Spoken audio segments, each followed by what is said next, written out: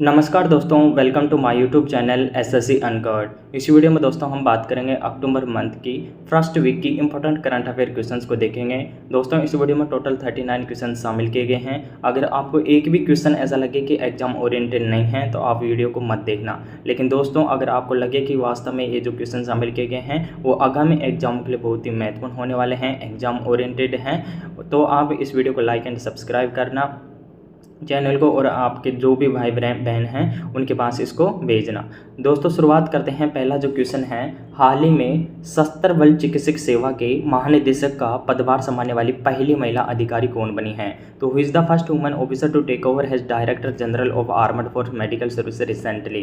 तो दोस्तों मैंने ये न्यूज़पेपर की कटिंग्स लगा रखी हैं। मैं डेली न्यूज़पेपर की जो कटिंग्स से इंपॉर्टेंट करंट अफेयर के क्वेश्चन आते हैं दोस्तों, उसको मैं अपने इंस्टाग्राम चैनल और टेलीग्राम चैनल पर डाल देता हूं दोस्तों। इसलिए मेरे इंस्टाग्राम चैनल और टेलीग्राम चैनल पे आप ज्वाइन कर लीजिए। वहाँ आपको डेली करंट अफेयर के अपडेट आपको मिलती रहेगी। इस प्रकार की जो न्यूज़पेपर की कटिंग्स हैं वो आपको मिलती रहेगी। तो दोस्तों इसमें मैंने कटिंग्स में लगा रखा आरती सरेन सशस्त्र बल चिकित्सक सेवा की पहली महिला डीजी बनी है, यानी कि डायरेक्टर जनरल। तो इसका आंसर हो जाएगा आरती सरेन। दोस्तों मैंने पहला जो ऑप्शन दिया है साधना सक्सेना नायर, ये भी पहली महिला डायरेक्टर जनरल बनी है। तो आप कमेंट बॉक्स में बताना कि किस डिपार्टमेंट की पहली महिला डायरेक्टर जनरल बनी है साधना सक्सेना नायर। और प्रीति सूदन हाल ही में यूपीएससी के अध्यक्ष बने हैं। अगला क्वेश्चन देखते हैं दोस्तों। हाल ही में पीएम मोदी ने बिडकिन औद्योगिक क्षेत्र का उद्घाटन कहां पर किया है? तो दोस्तों बिडकिन औद्योगिक क्षेत्र इंपॉर्टेंट है। इसका उद्घाटन प्रधानमंत्री नरेंद्र मोदी जी के द्वारा कहां पर किया गया है? महाराष्ट्र में किया गया है। अगला क्वेश्चन देखते हैं। हाल ही में दादा साहेब फाल्के पुरस्कार के लिए किसे चुना गया है? तो दोस्तों दादा साहेब फाल्के पुरस्कार के लिए किसे चुना गया है? मिथुन चक्रवर्ती को चुना गया है। ये न्यूज़ के पेपर की जो कटिंग से मैंने आपको प्रोवाइड किया, मिथुन चक्रवर्ती को दादा साहेब फाल्के अवार्ड मिला है। तो दोस्तों मर गया डिस्को डांसर जैसी हिट फिल्मों के लिए मिथुन को 8 अक्टूबर को नेशनल फिल्म अवार्ड समारोह में सम्मान दिया जाएगा। यानी कि ये जो दादा साहेब फाल्के पुरस्कार है इन्हें 8 अक्टूबर को यह अवार्ड प्रदान किया जाएगा। अगला क्वेश्चन देखते हैं। हाल ही में उदयनिधि स्टालिन किस राज्य के उप मुख्यमंत्री नियुक्त हुए हैं? तो recently Udhayanidhi Stalin has been appointed deputy chief minister of which state? तो दोस्तों तमिलनाडु के डिप्टी चीफ मिनिस्टर कौन बने हैं? उदयनिधि स्टालिन बने हैं। और इनके ही पिता एमके स्टालिन क्या हैं? मुख्य चीफ मिनिस्टर है, यानी कि चीफ मिनिस्टर कौन है तमिलनाडु के? एमके स्टालिन है। और उनके ही पुत्र को उप मुख्यमंत्री बनाया गया है तमिलनाडु का। अगला क्वेश्चन देखते हैं। हाल ही में वर्ष 2024 के लिए शास्त्र रामानुज पुरस्कार के लिए किसा चुना गया है? तो who has been recently selected for the Sastra Ramanuja award for the year 2024? तो दोस्तों इससे यह अवार्ड किसे प्रदान किया गया? अलेक्जेंडर डून को प्रदान किया गया है। अगला क्वेश्चन देखते हैं। हाल ही में भारत ने पहले एशिया पैसिफिक पैडल कप में कौन सा पदक जीता है? तो दोस्तों इसको ध्यान में रखना, medal did India win in the first Asia Pacific paddle cup, क्योंकि यह पहला है इसलिए यह इंपॉर्टेंट हो जाता है। इसको ध्यान में रखना। तो कौन सा मेडल जीता है दोस्तों? ब्रॉन्ज मेडल जीता है। अगला क्वेश्चन देखते हैं। हाल ही में हुरन इंडिया अंडर 35 2024 की सूची में कौन सा शीर्षक रहा है? तो रिसेंटली हुआ top the list of Huron India under 35 2024। तो दोस्तों इसमें जो टॉप पर रहा है वो कौन रहा है? अंकुश सचदेवा रहा है। हुरन इंडिया अंडर 35 की जो लिस्ट आई है उसमें टॉप पर कौन रहा है दोस्तों? अंकुश सचदेवा रहा है। अगला क्वेश्चन देखते हैं। वर्ष 2025 में नाटो का अपनी उत्तरी भूमि कमान का कहाँ स्थापित करेगा? तो where will NATO establish its north land command in the year 2025? तो दोस्तों नाटो अपनी उत्तरी भूमि कमान कहाँ स्थापित करने जा रहा है दोस्तों? फिनलैंड में इसको स्थापित करना जा रहा है। अगला क्वेश्चन देखते हैं। और दोस्तों नाटो की स्थापना कब हुई है? 1949 में हुई है। इसको भी ध्यान में रखना, नाटो की स्थापना 1949 में हुई है। अगला क्वेश्चन है दोस्तों, हाल ही में 8वां भारत कजाकिस्तान सूक्ष्म सैन्य अभ्यास काजिन 2024 कहाँ शुरू हुआ है? तो where has the 18 India Kazakhstan joint military exercise KAZIND 2024 is started? तो दोस्तों इंपॉर्टेंट क्वेश्चन है और ये कहाँ पर हुआ है? उत्तराखंड में हुआ है। इसको ध्यान में रखना। अगला क्वेश्चन देखते हैं।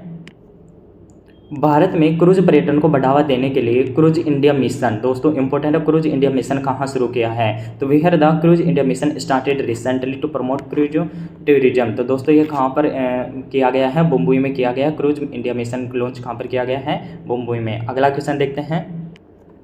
हाल ही में 594 पारियों में 27,000 रन पूरे करने वाला सबसे तेज खिलाड़ी कौन सा है? तो is the fastest player to complete 27,000 run in 594 innings. तो दोस्तों कौन बने हैं? विराट कोहली बने हैं। भारत और बांग्लादेश के मध्य टेस्ट सीरीज चल रही है, उसमें यह रिकॉर्ड उन्होंने बनाया है। अगला क्वेश्चन देखते हैं।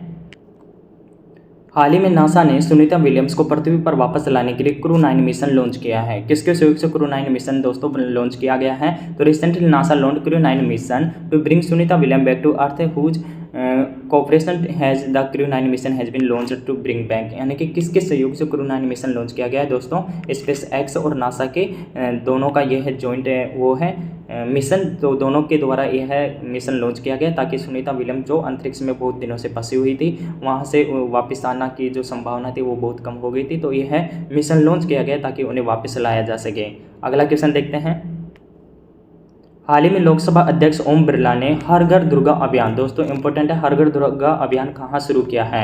तो where has Lok Sabha speaker Om Birla recently launched the Har Ghar Durga अभियान।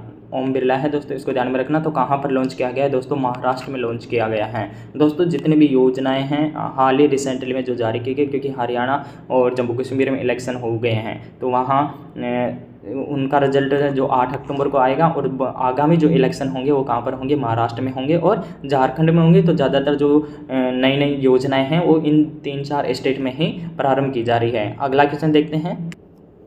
हाल ही में आयुष चिकित्सक मूल्य यात्रा शिखर सम्मेलन 2024 कहाँ आयोजित किया गया है? तो where has the Ayush medical value travel summit 2024 been held recently.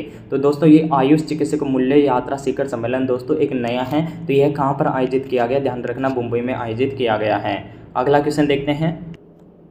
हाल ही में संयुक्त राष्ट्र सुरक्षा परिषद में सुधार का आह्वान करने वाले G4 संगठन का संबंध किससे है? तो recently concern the G4 organisation which called for reform in the United Nation Security Council. दोस्तों मोस्ट इंपोर्टेंट क्वेश्चन है ये, G4 ऑर्गेनाइजेशन के बारे में पूछ सकता है। G4 में कौन कौन से देश शामिल हैं इसको ध्यान में रखना। भारत है, ब्राज़ील है, जर्मनी और जापान है। ये चारों देशों को ध्यान में रखना दोस्तों। अगला क्वेश्चन देखते हैं। हाल ही में अमेरिका के नेतृत्व वाले खनिज सुरक्षा वित्त नेटवर्क में जापान और कोरिया के साथ शामिल होने वाला तीसरा एशियाई देश कौन बना है? तो which is the third Asian country to join Japan and Korea recently in US lead mineral ship safety finance network. तो दोस्तों तीसरा जो एशियाई देश है वो कौन बना है? भारत बना है। इसमें शामिल होने वाला तीसरा जो देश है दोस्तों कौन है? भारत बना है। अगला क्वेश्चन देखते हैं। दोस्तों मोस्ट इंपोर्टेंट क्वेश्चन है, हाल ही में क्लाउडिया शिनबाम ने किस देश की पहली महिला राष्ट्रपति के रूप में शपथ लिया है? तो recently Claudia Sheinbaum has been sworn in the first female president of which country. तो दोस्तों कहाँ की बनी है? मैक्सिको की बनी है। शिनबाम पहली महिला राष्ट्रपति बनी, माफिया को बड़ी चुनौती। तो दोस्तों इस प्रकार की मैं कटिंग है अपने इंस्टाग्राम और टेलीग्राम चैनल पे डेली प्रोवाइड करवाता हूं, तो इसको ज्वाइन कीजिएगा। तो मैक्सिको की बनी है पहली महिला राष्ट्रपति। अगला क्वेश्चन देखते हैं। हाल ही में एडीबी ने वर्ष 2024-25 में भारतीय अर्थव्यवस्था के लिए कितनी वृद्धि दर का अनुमान लगाया है? तो रिसेंटली एडीबी यानी कि Asian development bank has estimate how much growth for the Indian economy in the year 2024-25। तो दोस्तों कितना? 7% का एस्टिमेशन किया गया है। अगला क्वेश्चन देखते हैं। हाल ही में किसने लू या हीट वेव को प्राकृतिक आपदा घोषित किया है? तो हैज़ रिसेंटली डिक्लेयर लू and heat wave a natural disaster. तो दोस्तों मध्य प्रदेश के द्वारा इसे नेचुरल डिजास्टर घोषित किया गया लू और हीट वेव को। अगला क्वेश्चन देखते हैं। हाल ही में भारत की पहली, दोस्तों ध्यान रखना, भारत की पहली सुपर कैपेसिटर विनिर्माण सुविधा का उद्घाटन कहाँ किया गया है? तो where India's first super capacitor manufacturing facility inaugurated recently. तो दोस्तों कहाँ पर किया गया है? केरला में किया गया। ध्यान रखना, सुपर कैपेसिटर विनिर्माण सुविधा का पहला कहाँ पर? केरल में। अगला क्वेश्चन देखते हैं। हाल ही में यूनिवर्सिटी कॉलेज ऑफ लंदन के वैज्ञानिकों के अनुसार कौन सी नदी एवरेस्ट की ऊंचाई बढ़ा रही है? यानी कि दोस्तों जो माउंट एवरेस्ट है उसकी जो ऊंचाई धीरे धीरे बढ़ रही है, तो उसकी कौन सी नदी, इसका जो रिसर्च में पता लगा कि कौन सी नदी इसकी वजह से उसकी ऊंचाई बढ़ रही है। तो recently according to science at United College of London which river is increasing the height of Mount Everest. तो दोस्तों अरुण जो नदी है वो इसमें बताया गया कि अरुण नदी के कारण जो माउंट एवरेस्ट है उसकी हाइट में क्या हो रहा है? धीरे धीरे बढ़ोतरी हो रही है। अगला क्वेश्चन देखते हैं। हाल ही में भारतीय पुरुष फुटबॉल टीम ने किसे हराकर सैफ अंडर 17 चैंपियनशिप 2024 का खिताब जीता है। मोस्ट इंपोर्टेंट क्वेश्चन है दोस्तों, ध्यान में रखना। Who has recently defeated by the Indian men's football team to win the title of SAFF under 17 championship 2024। तो दोस्तों भारत ने बांग्लादेश को हराकर सैफ अंडर 17 चैंपियनशिप 2024 जीती है। अगला क्वेश्चन देखते हैं। हाल ही में 25वां लाल बहादुर शास्त्री राष्ट्रीय उत्कृष्टता पुरस्कार किसे मिला है। तो has recently received the 25th Lal Bahadur Shastri national excellence award. तो दोस्तों किसके द्वारा किसे मिला है, राजश्री बिड़ला को मिला है। कौन सा 25वां लाल बहादुर शास्त्री उत्कृष्टता अवार्ड किसे मिला है, राजश्री बिड़ला को। अगला क्वेश्चन देखते हैं। हाल ही में चर्चित नए नव वर्ष रोहन हसन शाह का संबंध किससे है। तो वो is related to recently discuss the new year Rohan Hasan Shah. दोस्तों मोस्ट इंपोर्टेंट क्वेश्चन है, हिस्ट्री के रूप में भी एक क्वेश्चन आ सकता है। और रोहन हसन शाह का संबंध किससे है दोस्तों, यहूदी धर्म से है, यहूदी धर्म से है जो नव वर्ष का है। अगला क्वेश्चन देखते हैं। हाल ही में मध्य पूर्व संकट पर चर्चा के लिए G7 सम्मेलन का आयोजन किया गया है। कहाँ पर किया गया, who has organised the G7 conference to discuss the Middle East crisis recently. तो दोस्तों G7 का जो सम्मेलन है वो कहाँ पर किया है, इटली में हुआ है। अगला क्वेश्चन देखते हैं।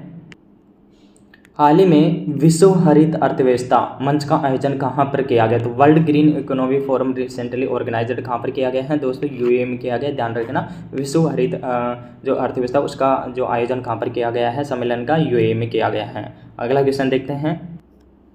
हाल ही में किस राज्य के आदिवासी पारंपरिक भोजन और चावल से बनी बियर किस्मों को जीआई टैग प्रदान किया गया है। तो which state the tribal traditional food and rice beer varieties have recently received the GI tag. तो दोस्तों ये असम की है, जहां चावल से बनी बियर को और जो वहां का आदिवासी पारंपरिक भोजन है उन दोनों को क्या दिया गया है, जीआई टैग प्रदान किया गया है।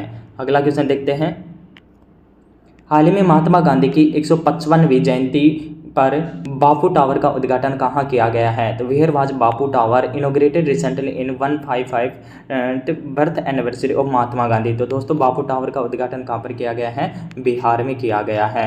और दोस्तों ध्यान में रखना, ये क्वेश्चन ऐसे भी बन सकता है कि हाल ही में महात्मा गांधी की जो जयंती है वो कौन सी जयंती मनाई गई है। तो 155वीं जयंती मनाई गई, इसको भी ध्यान में रखना। अगला क्वेश्चन देखते हैं। हाल ही में प्रधानमंत्री नरेंद्र मोदी ने धरती आबा जनजाति ग्राम उत्कर्ष अभियान कहाँ शुरू किया है। तो where did Prime Minister Narendra Modi launch Dharti Aaba जनजाति ग्राम उत्कर्ष अभियान। तो दोस्तों ये कहाँ पर लॉन्च किया गया, झारखंड। मैंने बोला था कि झारखंड और महाराष्ट्र में अब आगामी जो महीने हैं उनमें चुनाव होने वाले हैं, इसलिए ज़्यादातर जो योजना है वो इन 2 स्टेटों में ही प्रारंभ की जा रही है। अगला क्वेश्चन देखते हैं। हाल ही में विश्व की पहली बायोनिक आँख जेनरिक बायोनिक विजन सिस्टम कहाँ विकसित किया गया है। तो दोस्तों जेनरिक बायोनिक विजन सिस्टम कहाँ पर विकसित किया गया, where was the world's first है bionic eye generic bionic vision system developed recently. तो दोस्तों कहाँ पर विकसित किया गया, ऑस्ट्रेलिया में गया विकसित किया गया world's first bionic eye generic bionic vision system जिसको नाम दिया गया वो कहाँ पर, ऑस्ट्रेलिया में विकसित किया गया है। अगला क्वेश्चन देखते हैं। हाल ही में दुनिया का सबसे पुराना 8200 साल पुराना आईलाइनर, दोस्तों आईलाइनर कहाँ पर खोजा गया है, आईलाइनर है जो 8200 साल पुराना है वो कहाँ पर खोजा गया है, तुर्की में खोजा गया है। अगला क्वेश्चन देखते हैं। आरबीआई की मौद्रिक नीति समिति के सदस्य के रूप में किसे नियुक्त किया गया है। तो who has been appointed as the member of monetary policy of RBI. तो दोस्तों नागेश कुमार, डॉक्टर नागेश कुमार, सौगत भट्टाचार्य और प्रोफेसर राम सिंह, इन तीनों को आरबीआई की जो मौद्रिक कमेटी है उसका सदस्य नियुक्त किया गया। तो ऑल ऑफ द अबव हो जाएंगे। अगला क्वेश्चन देखते हैं। हाल ही में खबरों में रही रिंग ऑफ फायर घटना किससे संबंधित है। तो दोस्तों ring of fire incident which was in the news recently is related. तो दोस्तों सूर्य से संबंधित है रिंग ऑफ फायर। अगला क्वेश्चन देखते हैं। हाल ही में किस भाषा को शास्त्रीय भाषा का दर्जा दिया गया है। तो which language has been given status of classical language. दोस्तों मोस्ट इंपोर्टेंट क्वेश्चन है, ध्यान में रखना आगामी एग्जाम के लिए। असमिया, बंगाली, पाली, मराठी और प्राकृतक, इन 5 भाषाओं को दोस्तों क्या दिया गया है, शास्त्रीय भाषा का दर्जा दिया गया है। पहले दोस्तों कौन कितनी भाषाएं थी, 6 भाषाएं थी और 5 अब टोटल कितनी भाषाएं होगी दोस्तों, 11 भाषाएं होगी जो शास्त्रीय भाषाएं कहलाएंगी। तो दोस्तों इसको ध्यान में रखना, इससे किसी भी प्रकार से क्वेश्चन पूछा जा सकता है। वर्तमान में कितनी शास्त्रीय भाषाएं हैं, 11 हैं। कितनी भाषाओं को शामिल किया गया, 5, पहले कितनी थी, 6। अगला क्वेश्चन देखते हैं। हाल ही में प्रधानमंत्री राष्ट्रीय कृषि विकास योजना और कर्षोन्नति के लिए कितना बजट जारी किया गया? दोस्तों मोस्ट इंपॉर्टेंट है प्रधानमंत्री राष्ट्रीय कृषि विकास योजना और करसोंती योजना के लिए, यानी कि how much budget has been release recently for Pradhan Mantri Rashtriya कृषि विकास योजना एंड करसोंती योजना। तो दोस्तों 1 लाख करोड़ का बजट इसके लिए आवंटित किया गया है, इसको ध्यान में रखना। अगला क्वेश्चन देखते हैं। हाल ही में नागालैंड के 25वें हॉर्नबिल महोत्सव के लिए किस देश को अपना साझेदार बनाया है? Recently Nagaland had made which country it's partner for 25th hornbill festival. दोस्तों एक क्वेश्चन ऐसे भी बन सकता है कि हॉर्नबिल फेस्टिवल किस राज्य का है? नागालैंड का है, और 25वें हॉर्नबिल फेस्टिवल इस बार मनाया गया है, तो उसका जो साझेदार देश है वो किसे बनाया गया है? दोस्तों वेल्स को बनाया गया है। अगला क्वेश्चन देखते हैं। हाल ही में पर्यावरण और वन्य जीव पर 12वां अंतर्राष्ट्रीय फिल्म महोत्सव वातावरण, जिसको नाम क्या दिया गया दोस्तों? वातावरण, कहाँ आयोजित किया गया है? Where was the 12th International Film Festival on Environment and Wildlife Vatavaran organised recently. तो दोस्तों ये कहाँ पर आयोजित किया गया है? नई दिल्ली में आयोजित किया गया है। अगला क्वेश्चन देखते हैं। हाल ही में घरेलू क्रिकेट में 62वीं ईरानी ट्रॉफी का 27 साल बाद खिताब किस टीम ने जीता है? Recently in domestic cricket 62 of Irani trophy one by which cricket team after 27 years, यानी कि दोस्तों 27 साल बाद में ईरानी ट्रॉफी का जो 62वां खिताब है वो दोस्तों किस टीम के द्वारा जीता गया है? बम्बई का। दोस्तों ये न्यूज़ के पेपर की कटिंग है, यानी कि 27 साल बाद ईरानी कप बम्बई का है। और दोस्तों इसमें कुछ और भी इम्पोर्टेंट अपडेट हैं जो मैं आपको बताता हूँ। ईरानी ट्रॉफी में कौन कौन से भाग लेते हैं? ईरानी कप रणजी चैंपियन और शेष भारत के बीच में खेला जाता है। दोस्तों ये ध्यान में रखना, ईरानी जो ट्रॉफी है उसका जो मैच खेला जाता है वो किसके मिले? ईरानी कप रणजी चैंपियन, यानी कि जो रणजी ट्रॉफी का चैंपियन बनता है वो, और जो शेष भारत है उनके मध्य खेला जाता है। और दोस्तों जो मैन ऑफ द मैच है वो सरफराज, मुंबई के सरफराज को मैन ऑफ द मैच इसमें चुना गया है। इस प्रकार की दोस्तों जो कटिंग्स है वो आपको मेरे टेलीग्राम और इंस्टाग्राम चैनल पर मिल जाएगी, आप वहां से देख सकते हैं। अगला और लास्ट एंड फाइनल क्वेश्चन देखते हैं दोस्तों। खो खो वर्ल्ड कप 2025 के पहले संस्करण की मेजबानी किस देश को मिली है? तो which country has goat the hosting of first edition of kho kho world cup 2025। दोस्तों मोस्ट इंपोर्टेंट क्वेश्चन होने वाला है, पहला संस्करण है और उसकी मेजबानी किसे मिली है? दोस्तों इंडिया को मिली है, इसको ध्यान में रखना। खो खो वर्ल्ड कप 2025 में पहले संस्करण की मेजबानी करेगा कौन? इंडिया करेगा। इसमें और भी अपडेट दे रखे हैं दोस्तों। इसमें दुनिया के 6 महाद्वीपों से 24 देश हिस्सा लेंगे। कितने देश हिस्सा लेंगे दोस्तों? 24 देश हिस्सा लेंगे। महिला और पुरुषों की 16-16 टीमें पहले खो खो विश्व कप में अपने देशों का प्रतिनिधित्व करेगी। बाकी दोस्तों इस प्रकार की जो भी कटिंग्स है मैं अपने टेलीग्राम चैनल और इंस्टाग्राम चैनल पे प्रोवाइड करा देता हूँ, वहाँ से आप डेली अपडेट करंट अफेयर से रिलेटेड पा सकते हैं।